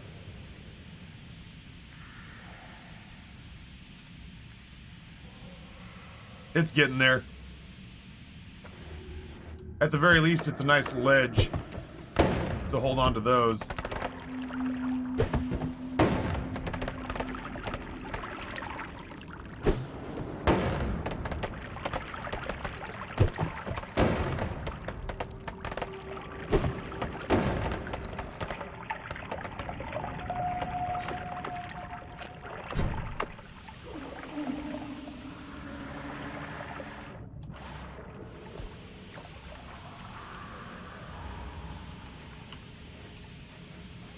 So anyway, yeah, no, I'm... part of the reason that I have this legal tablet next to me is I'm trying to catch up on all the things I feel like I fell behind on in December. Making good on subathon promises, bureaucratic things like, one of them is literally just clean my office, getting the Chaos Gremlin portal open, making sure that I get back to at least weekday social media posts, YouTube research on how to make Noita content for YouTube, talking to Austin and Noah about getting some of these Noita runs ported over to YouTube. I have a brand new Switch I bought myself for Christmas so that Rory could have my old one, and the boys would both have their own Switch, but I need to install that. I've got a whole pile of Throne gifts sitting on the breakfast table downstairs that I need to clean up and organize. I've got Christmas gifts that are still sitting on the dining room table. I actually have, I want to try to do some research and figure out better ways to store, especially like all of the instant noodles and stuff, because I know that that's driving Amber crazy. So there's got to be some way for me to like store them up here and get them out of her kitchen. I get like a little bookshelf or something and then like put all of that in here. Updating my calendar. I did that. I've got about a month and a half worth of bookkeeping I have to catch up on. I owe Justin money for MagFest that I need to get over to him. I got one returned mail where I tried to send a pin to somebody in Norway and it came back. And then I did an entire section over here. And this was just the stuff I could remember when I was writing stuff on the legal pad. But each one of those things takes like 15 to 60 minutes. That's a long list. I'm getting there though. I'm learning to forgive myself that I can't get it all done in one night. That if I feel like I was productive from sun up to sundown, that I have to give myself permission to believe that that's all I could get done in a day. Honestly, yeah, Noah, you're on there. You and Austin are on there because we need to get together and eat. Dude, do you guys want to go to Burger Batch? Their burger of the month is a Korean barbecue burger, and I'm supremely curious. But you, me, and Austin need to chat. I'm really trying to like. Rumor has it that 2023 could kind of become a make or break year for a lot of streams. Just the state of the world being what it is. And if my channel is standing on the other side of yet another tumultuous year, that I want it to have been because I stood against the rising tide with my teaspoon and just shoveled it back out as fast as humanly possible, I won't be washed away. I was watching Fury and it looked like each floor was its own video made between 20 and 40 minutes. That's kind of brilliant. Yeah, that makes sense. Oppenheimer talked to me about that the other day. You theme the run. Where it's like, ooh, piercing homing rocks. And then you break it into parts. And each floor is its own 20 or 40 minute thing. That feels right. I don't think I would have thought of that, at least not for a while. Huh. Phil, what's going on, brother? Smart. Which one are you? All right, we know that one's there now. Oh, God, the torch makes this so much easier.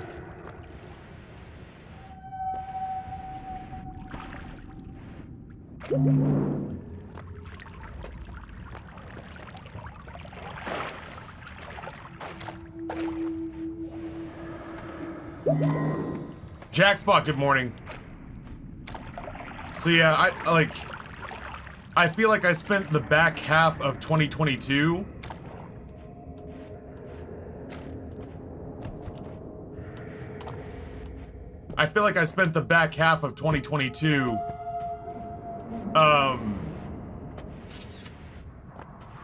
on my heels.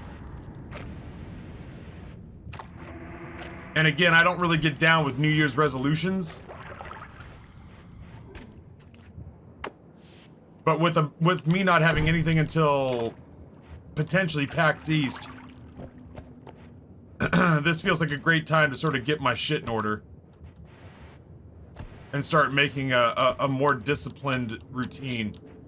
I'm a creature of habit, and I am a sucker for routine. And right now my routine is sufficient, but it's not custom tailored to permit for like growth. You know what I mean? Like it's not my routine is not built in such a way. My routine is not built in such a way that like it caters to like big opportunities presenting themselves. The end of 2023 really was a lot of me like putting down train tracks in front of a train while it was moving. And I'd like to not be that way in 2023 if I don't have to.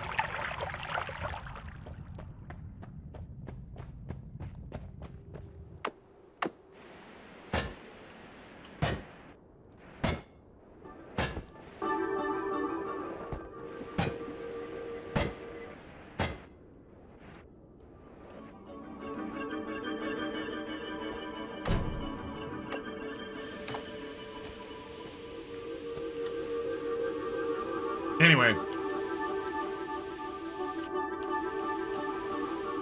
Get your shit together, Summer. Get your shit together and put it in a bag.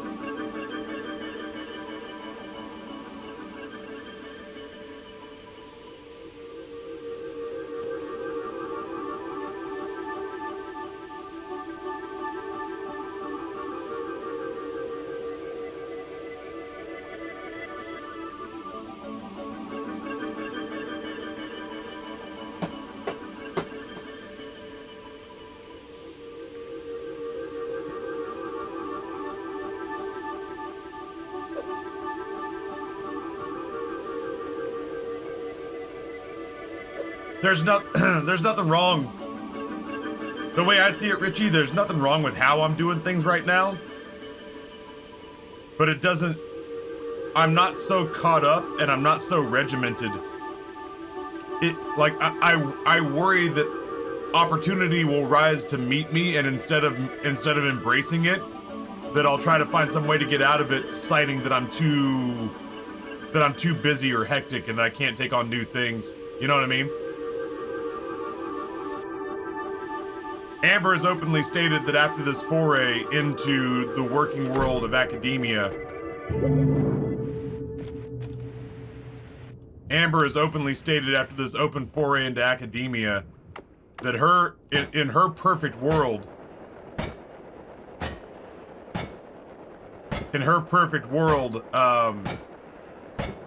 she finishes this year, and then the channel, I don't want to say goes gangbusters, but that the channel takes its next step in whatever evolution it's going to be. And she, after this year is over,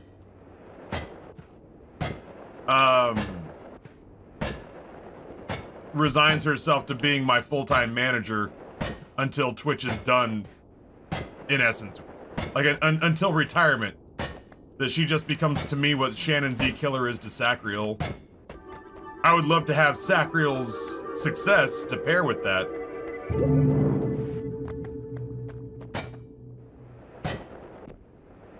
So Amber's firing Noah. Noah is not really my... Like, Noah...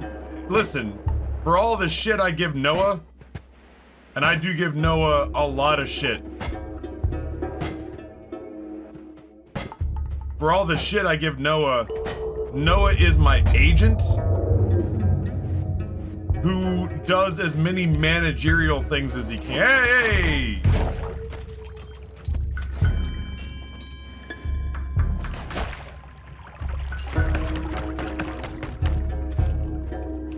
Noah is my agent, and he does as much managerial stuff for me as he can.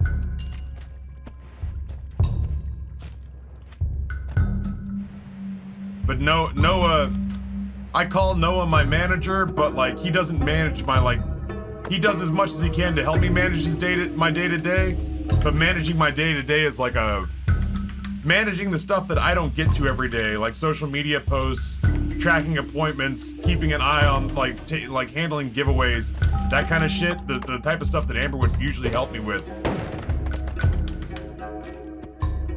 Weird. Doing that kind of stuff is like a 20 to 40 hour a week job. And, you know, I'm not Noah's only gig. So he does as much as he can to help me out. And it's certainly more than I could get done on my own.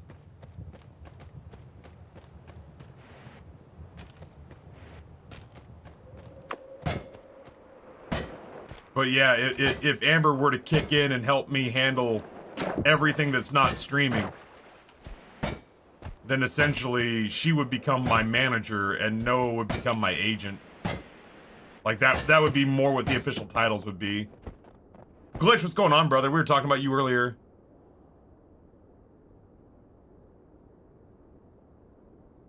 I love finding these little cracks of mutt action.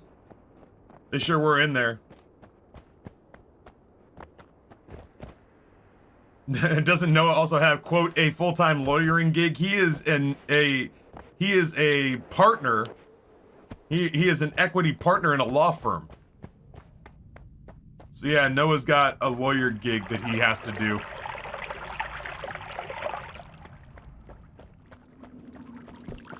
Noah is an equity partner in a very large, very reputable Seattle law firm.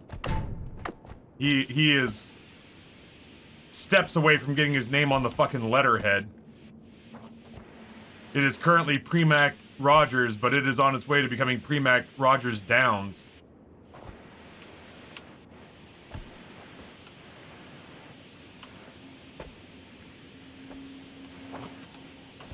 And he's a professional GM.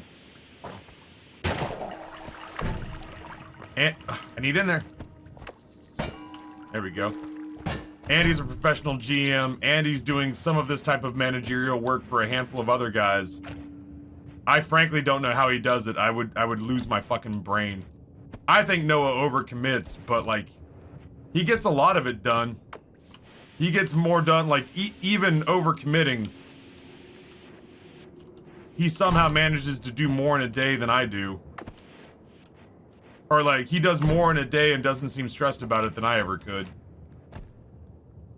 You know, honestly, Glitch, that's the thing that blows my mind, is that he constantly, it feels like to me that he's constantly not doing a lot, but then like he'll march past all the stuff that he's got done. And I don't want to talk out of you know, telltales out of school. But I mean, like, he was just like, oh yeah, I made $8,500 writing a dungeon scenario or whatever, and I'm like, fuck. He's like, yeah, I cranked that out over the weekend. Or he'll be like, oh yeah, I'm reviewing this case that goes to court this weekend, but I'm also, you know, negotiating your contract with Madrinas.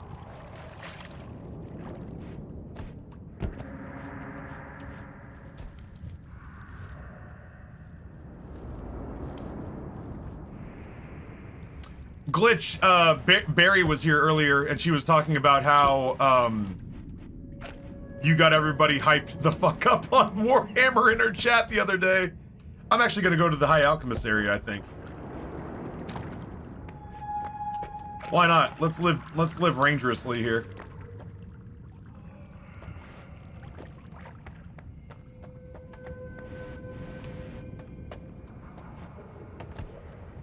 Let's see what kind of shenanigans we can get into.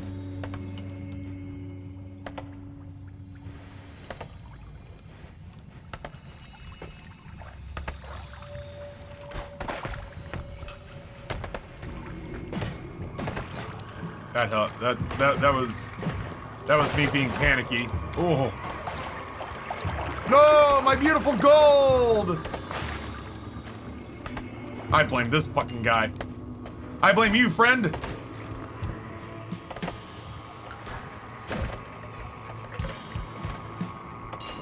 It's a kicky guy. Little kicky guy. Little kicky guys suck. I hate them. I started burying on that deep lore that is Warhammer, sort of. Yeah, she said that her chat got fired the fuck up about that. Weird. I may just have to navigate those for the first time.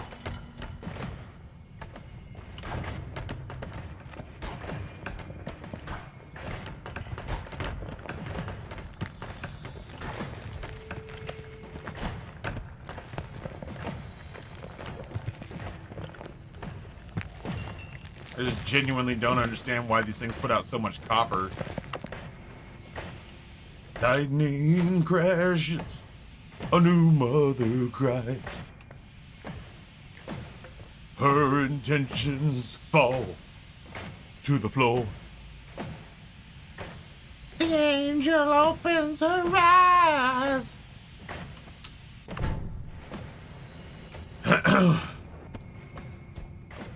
The entire time you guys were playing Warhammer, I wanted to talk with y'all about the lore, but I kept my mouth shut. It would just be difficult because of the amount of, like, blabbing that the three of the boys were doing, for sure. Pale blue-colored eyes.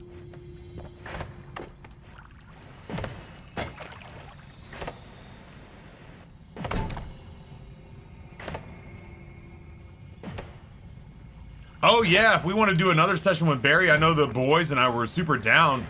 If we throw Barry in as the fourth, that's a pretty sweet little dream team right there, I think.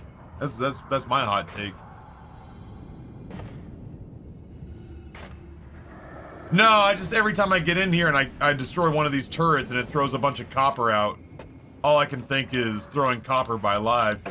Haha, I'm invincible. I can feel it coming back again. Like a rolling thunder in the wind. Forces pulling from center of the earth again. I can feel it. That's such a good fucking album. Like, listen, I don't often get, like, for a guy who owned a music label, I don't care a whole lot about music. I pissed Justin off so bad the other day because I said music was a commodity I used to survive the gym, and that I just fucking didn't really care about music in general.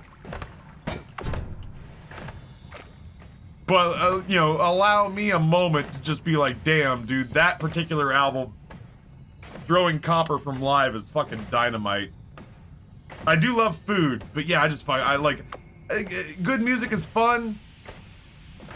But, like, I feel about music the way there's a part of me that feels about music the way I feel about food. Like, Justin is way more a snob about music than he is about food.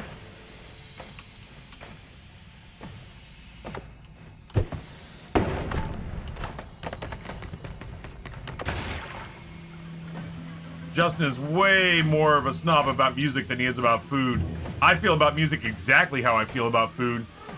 You can march a Michelin star meal in front of me, have me put on a black tie, go sit down, be in front of an orchestra, a philharmonic for an evening, take me to the opera, and I'll be like, ooh, this is pretty interesting. But then you could be like, yo, here's a pop song, and the only lyrics are the title, and they repeat them 100 times, and I'd be like, this is tasty too.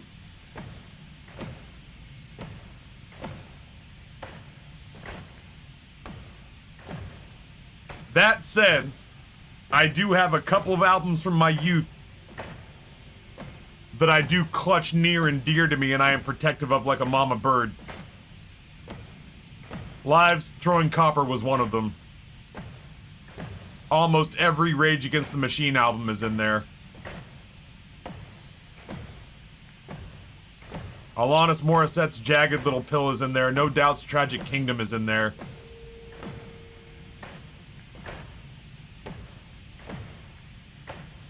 I fucking dug on Silverchair, yeah. Man, those sad bastard emo, suicidal thought, pop punk songs. That shit went over big in Idaho because every day you woke up and you're like, man, do I end it or do I keep living in Idaho? Ah, I'll keep going. Silverchair's making it easier though. Bush 16 Stone. I wore that fucking tape out. Everything's in, everything's in. I don't think so.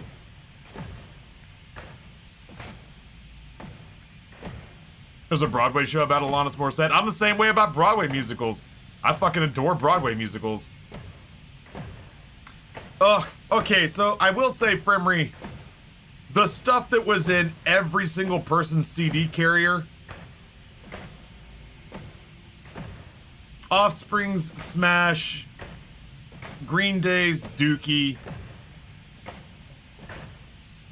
most Pearl Jam and Nirvana albums. In Idaho, another one that was really like a real offender, because I liked Offspring when they first came out. Like, I had that album, I had Dookie, you know, I had them all. Ah!